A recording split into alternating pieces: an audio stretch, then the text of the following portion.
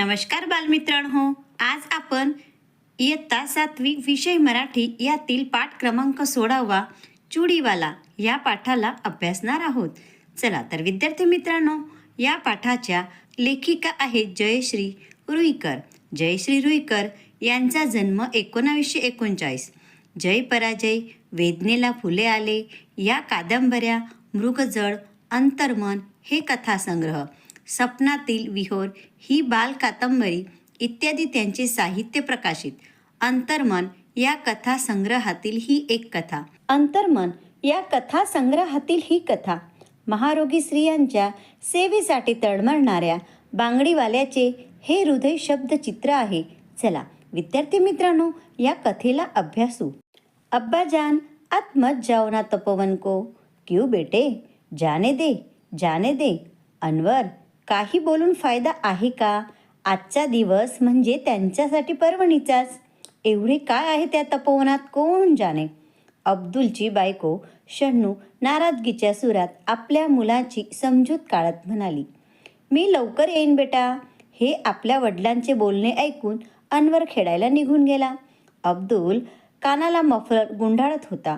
तोच शन्नूच्या शब्दांना पुन्हा धार चढली. आज संक्रांत, त्यात मंगळवार. कितीतरी बायका बांगड्या भरायला आणि देवीच्या दर्शनाला येतील आणि आपलं दुकान बंद. रघुभैयांचा धंदा तेजीतच चालणार. आज आणि उद्या लगेच नवीन वस्तू येईल त्यांच्या घरात. आणि तुम्ही बसा त्या तपोवनात, या बोटात झडलेल्या हातांना बांगड्या भरत. शन्नू, चूप भेट अभी. एका हातात बांगडीची पेटी आणि एका हातात पिशवी घेऊन अब्दुलने पायात चपला सरकवल्या. हे बघ, रस्त्यानं कोणी भेटलं तर सांगू नको तपोवनात जातो म्हणून. धंद्यावर परिणाम होतो ग त्याचा, समजलं ना. अब्दुलने एक वार तिच्याकडे बघितले. तिच्या डोळ्यातला क्रोध त्याच्या परिणामाचाच होता. पण तिच्याकडे बघून आज त्याला तिचा रागच आला नाही, तर कीव आली. अब्दुल बस स्टॉपवर आला. अनेक ठिकाणी उसवलेल्या स्वेटरमधून थंडी चांगलीच जाणवत होती. उन्हाची ऊब मिळावी म्हणून बस स्टॉपपासून थोडा दूर उन्हात जाऊन अब्दुल बसला. थंडी थोडीशी कमी झाल्यासारखी वाटली.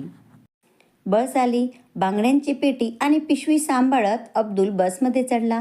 अगदी खिडकीजवळ बसला. पेटी अलगद उचलून त्याने आपल्या मांडीवर ठेवली. गर्दीत कुणाचा धक्का लागला तर लाल, हिरव्या, निळ्या रंगीबेरंगी बांगड्यांकडे मोठ्या कौतुकाने त्याने बघितले. बस सुरू होताच थंडगार वाऱ्याचा झोत अधिकच त्रासदायक वाटू लागला. अब्दुलने मफलर कानावर घट्ट लपेटून घेतला. जिल्हा अधिकारी कचेरीजवळ पाऊण बस रिकामी झाली. तपोवनाकडे कोण जाते कशाला? जेमतेम 5-6च उतारू राहिले होते बसमध्ये. तपोवनाच्या त्या गोलाकार कमानीकडे अब्दुलने लक्ष केले. गेल्या 6 महिन्यात केवढी फुलली आहे तिच्यावरची वेल. मागे आलो तेव्हा जेमतेम हातभर होती. अब्दुल गेट जवळ आला आणि लहान लहान मुलींना एकदम गलका करायला सुरुवात केली. चुडीवाला आला. आंब्याच्या झाडाखाली असलेल्या चोथऱ्यावर अब्दुल बसला आणि क्षणातच सारा कामधंदा सोडून स्त्रियांची गर्दी अब्दुलच्या आजूबाजूला जमली. त्या लाल रंगाच्या मला, त्या हिरव्या रंगाच्या मला. चुडीवाला, माझ्यासाठी आरसा आणला? मागच्या वेळी मी तुम्हाला सांगितलं होतं ना. अब्दुलच्या आजूबाजूला गर्दीच गर्दी झाली आणि गोंधळ सुरू झाला. प्रत्येकीला प्रथम बांगड्या भरायच्या होत्या. अब्दुल एकेकीच्या हातात बांगड्या भरू लागला. त्यानं हव्या तशा त्यांच्या मनपसंत त्यांना बांगड्या भरणं म्हणजे एक दिव्यच. पण अब्दुलला ती कला साधली होती. बांगड्या भरल्यानंतरच त्यांच्या चेहऱ्यावरचा जो आनंद तो अब्दुलला लाख मोलाचा वाटे. 2-3 तास बांगड्या भरायचा कार्यक्रम सुरू होता. साऱ्या तपोवनातील तो एकच आनंदाचा आणि चैतन्याचा दिवस. आवाज, गडबड, गोंधळ, चेहऱ्यावरचा आनंद आणि हे सारे वातावरण निर्माण करणारा चुडीवाला अब्दुल म्हणजे तपोवनातील स्त्रियांना, मुलांना अगदी देवदूतासारखा वाटे.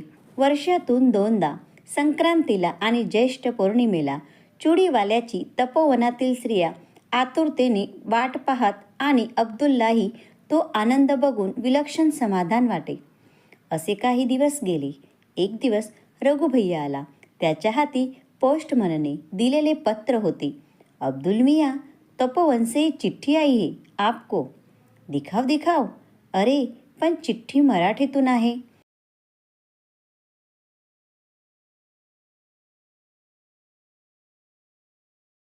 मग वाचून दाखवू ना तूच. रघुभैयाने चिठ्ठी मोठ्याने वाचली. चिठ्ठीतला मजकूर ऐकून अब्दुल आणि शन्नू यांना खूपच आनंद झाला. तपोवनात होणाऱ्या संमेलनाच्या प्रसंगी अब्दुलचा खास सत्कार होणार होता आणि त्यासाठी पत्र पाठवून दाजी साहेबांनी त्यांना निमंत्रण दिले होते. 2 दिवसातच सत्कार समारंभ होता. कधीही लाभणार नाही असे सत्काराचे भाग्य त्याच्या वाट्याला आले होते. पत्र आल्यापासून तो त्याचा आनंदच होता. पुन्हा पुन्हा तो स्वतःला विचारत होता, सत्कार करण्या एवढे मी केले तरी काय आहे तपोवनासाठी. अब्दुल तपोवनात आला तेव्हा कार्यक्रम सुरू झालाच होता. सामूहिक गायन चालू होते. अब्दुलला बघताच एक मुलगा समोर आला. चूड़ीवाले चाचा, बहुत देर कर दी आपने.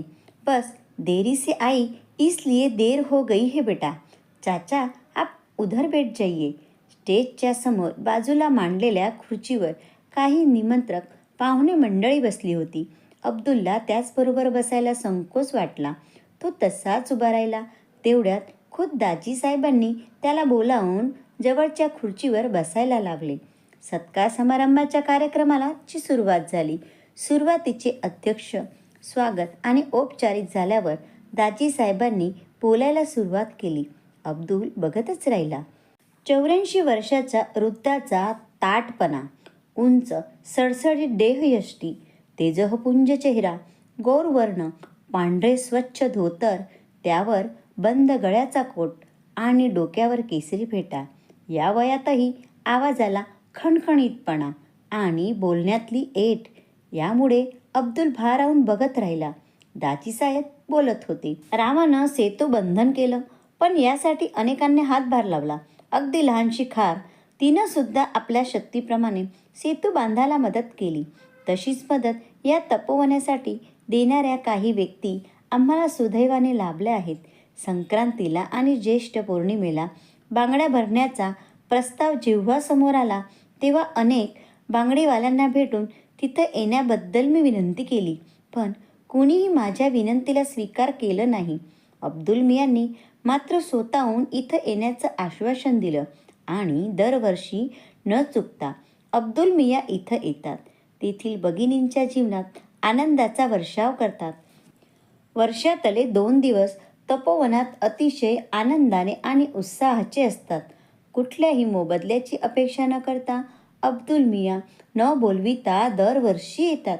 तपोवनातील स्त्रिया, मुलीबाळी त्यांच्या येण्याकडे डोळे लावून बसलेले असतात. अब्दुल मियांचे हे समाजकार्य, ही मानवसेवा खरोखर फार मोठी आहे, अनमोल आहे आणि म्हणूनच आज त्यांचा सत्कार करण्याचं ठरवलं आहे. तेव्हा त्या सत्काराचा स्वीकार अब्दुल मियांनी इथं येऊन करावं. अब्दुल स्टेजवर चढला. दाजी साहेबांनी फुलांचा गुच्छ आणि तपोवनातील लोकांनी तयार केलेली सुंदर फुलदाणी त्याला दिली. टाळ्यांचा कडकडाट झाला. अब्दुल अतिशय भारावून गेला. त्याने चटकन दाजी साहेबांच्या पायांना स्पर्श केला. बराच उशीर झाला होता. अमरावतीहून आलेले निमंत्रित मंडळी मोटारीतून जाणार होते. दाजी साहेबांनी अब्दुलला त्यात बसवले. मोटार धावत होती. अब्दुल विचार करत होता, आज शन्नूला आणायला हवे होते. तिचा गुस्सा तरी कमी झाला असता. मोटर धावत होती. आकाशात अष्टमीचा चंद्र हसत होता. आकाश मेघविरहित निळ्या नितळाईने रटले होते. वातावरण अंतर्बाह्य प्रसन्न वाटत होते. अंबादेवीच्या चौकात मोटर थांबली. अब्दुल खाली उतरला. घरी आला. अब्दुल येताच शन्नू उठली.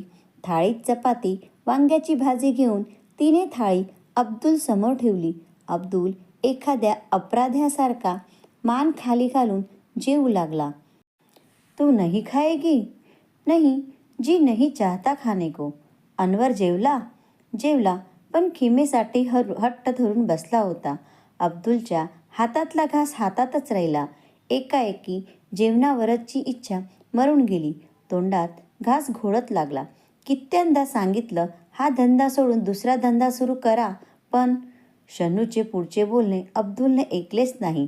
तो चटकन उठला, हात धुवून अनवरच्या शेजारी येऊन पडला.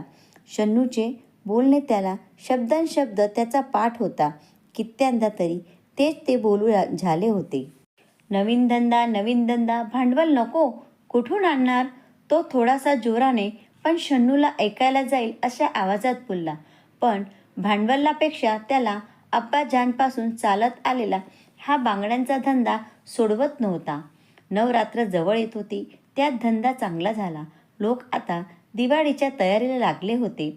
रघुभैयाने दुकानाला रंग देण्याचे काम काढले होते. अब्दुल दुकानावर आला. त्याचा चेहरा उदास दिसत होता. रघुभैयाने त्याला आवाज दिला, क्यू आज दुकान नाही खोलता? नाही रघुभैया, हे तपोवनच आता दाजीसाहेबांच्या हाती राहिलं नाही. हे कळलं तेव्हापासून मन लागत नाही धंदा करायला. आता तपोवनाचं काय होईल रे रघुभैया? केवढी मोठी वसाहत, किती रोगी, आता त्यांची कशी काळजी घेतली जाईल रे? आणि आयुष्याला मोल देणं, तन मन धन फुललेली ही कर्मभूमी सोळ्याच्या कल्पनेने दाजीसाहेबांना काय वाटलं असेल बरं? अब्दुल विलक्षण हळवा झाला. चल रे रघुभैया, मेरी साथ चल तपोवन को. आज शेवटलं दर्शन घेऊया तपोवनाचं. वेदनांशी जळणाऱ्या त्या रोग्यांच्या मनाची आज काय अवस्था झाली असेल रे? पण रघुभैयाचे रंगकाम अर्धवट पडले होते. अब्दुल एकटाच गेला. अमरावतीतून लोक तपोवनात जात होते, त्यात अब्दुल मिसळून गेला. तपोवनातील दृश्य अतिशय केविलवाणं होतं. काही कुष्ठरोग्यांना इतरत्र पाठवले होते. ते रोगी रातोरात पायी पायी परत तपोवनात आले होते. दाजीसाहेबांजवळ रडत होते.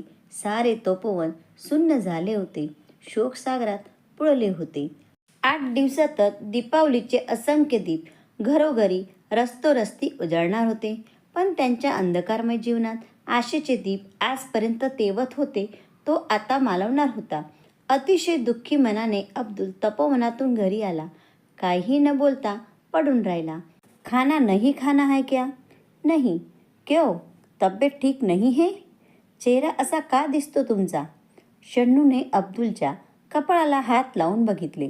अब्दुलला वाटले 4 भिंतीच्या आत स्वतः दंग राहणारी हिला माझे दुःख कळविणे शक्य नाही.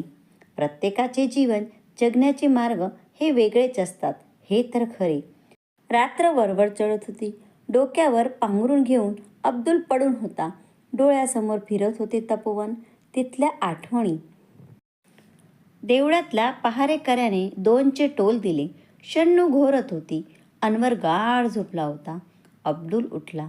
अगदी हलकेच कोपऱ्यात बांगड्यांच्या पेटीवर ठेवलेल्या पिशवीतली एक एक वस्तू बाहेर काढू लागला. पावडरचा डबा, रुमाल, रिबीन, पिन, सोनेरी बांगड्या, साध्या बांगड्या, नायनॉलच्या बांगड्या. संक्रांतीला हे सारे तपोवनात तो नेणार होता. तिथे चुडीवाला म्हणून स्त्रिया, मुलीबाळी धावत धावत त्याच्याजवळ जमणार होत्या. काही काळ तरी सारे विसरून हसणार होत्या आणि त्याचे हसू बघून अब्दुल मनोमन सुखावणार होता. पण आता सारे संपले होते. स्वतःसाठी तर सारेच जगतात, पण दुसऱ्यासाठी जगण्यातला आनंद, त्या आनंदाचे सुख वर्षातून फक्त 2दाच अब्दुलला अनुभवायचा. पण आता तेही मिळणार नव्हते. एखाद्या वस्त्रांचा एकाएकी रंग उडून जावा तशी त्याची जीवनेच्छा एकाएकी उडून गेली. त्या साऱ्या वस्तूंकडे बघता बघता अब्दुलचे डोळे पाण्याने काठोकाठ भरून आले. त्यात तपोवनाचा परिसर विरघळत होता. हळूहळू रात्र उतरणीला झाली होती. अशा प्रकारे अब्दुलची ही हृदयाला स्पर्श करणारी कथा आपण अभ्यासली. विद्यार्थी मित्रांनो, अब्दुलने कोणाची पर्वा न करता कुष्ठरोगींची सेवा, बांगड्या भरून तो त्यांच्या डोळ्यातला आनंद पाहून स्वतः आनंदित व्हायचा, अशी हृदयाला स्पर्श करणारी कथा आपण अभ्यासली. चला, या कथेवरून आपण संवादातील प्रश्नांचा अभ्यास करू.